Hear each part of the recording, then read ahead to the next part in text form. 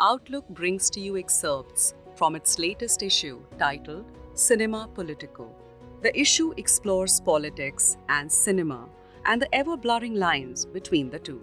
Ahead of 2024 Lok Sabha elections, a slew of propaganda movies have hit the big screen and OTT platforms amid much criticism and uproar, while many more films are slated to release in the coming weeks, stirring even a bigger debate.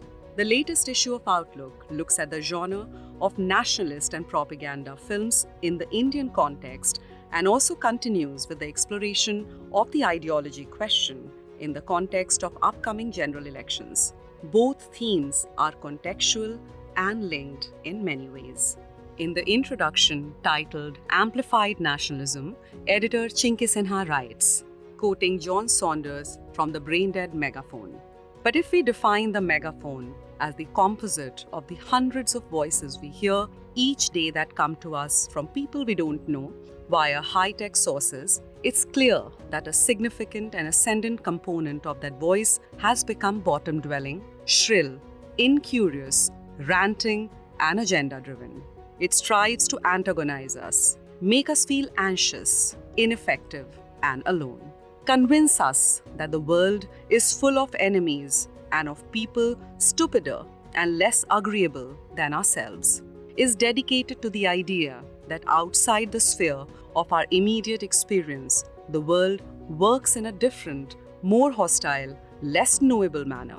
This brain-dead tendency is viral and manifests intermittently.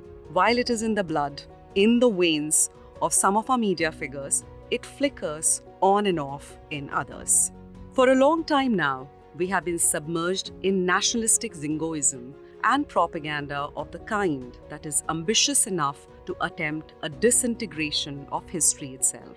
The megaphone cinema, as I call it, is part of the machinery that feeds itself with a version of history that can be fictionalized and edited to suit a particular mood and serve a particular time or promote a set of narratives that include Hindu nationalism. The amplification is too much. The new propagandists imagine themselves as influencers, as those who rectify and serve the new emergent supernation that is trying to assert its glorious past, rooted in the Ram Rajya, and then in the independence movement, and now in the showcasing of Hindu nationalism that is benevolent and yet has been denied its rightful place. In these times, this Hindu nationalist state is the hero. The rest all are in supporting roles. The enemy is always the rogue nation that threatens the unity and the integrity of the state or the dissenting individuals within, who don't agree with the majoritarian politics or see the dangers of the alienation of others. In any case, manipulation via cinema is not a new phenomenon in terms of promoting certain ideologies depending on who is in power. It all started in the early 20th century. Propaganda is never accidental, but then it still exercised some caution. Now, there isn't much room for anything except blatant propaganda. Many of these films have not done well commercially. Only a few have.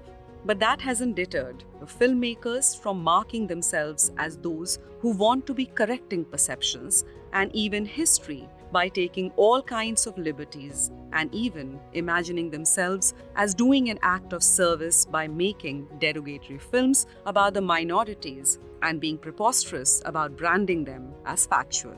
In recent times, the genre has been used to promote a framework for a new kind of patriotism, riding the wave of anti-colonialism at first and continuing to do so, while also marking any others, particularly minorities, as enemies of the nation that will stress on the public to forego neutrality when viewing history from a different perspective. Propaganda films are a whole genre, and in India, the growing trend of making biopics of slain Hindu heroes or telling one-sided stories that influence the perception of the Hindutva ideology are, in fact, simplistic and reductive in their messaging. And history is always complex. This is the retelling of history from the Hindu nationalist viewpoint, and the lead up to the general elections that begin this month includes a bunch of films over the years, ranging from epic war films and historical films that glorify and romanticize the Hindu pride to the ones that are rooted in recent history or controversies like the Kashmir Files or the Kerala story or Jahangir National University. They are embedded with the system and immersed and soaked in Hindu nationalism. They polarize, they divide, they make us indulge in othering.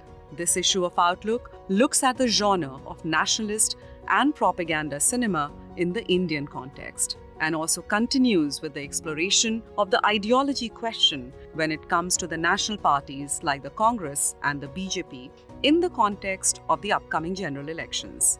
Both the themes are contextual and linked in many ways. Both are about propaganda and ideologies. Both are about brain-dead megaphones. Too much noise, too much amplification, too many dangers.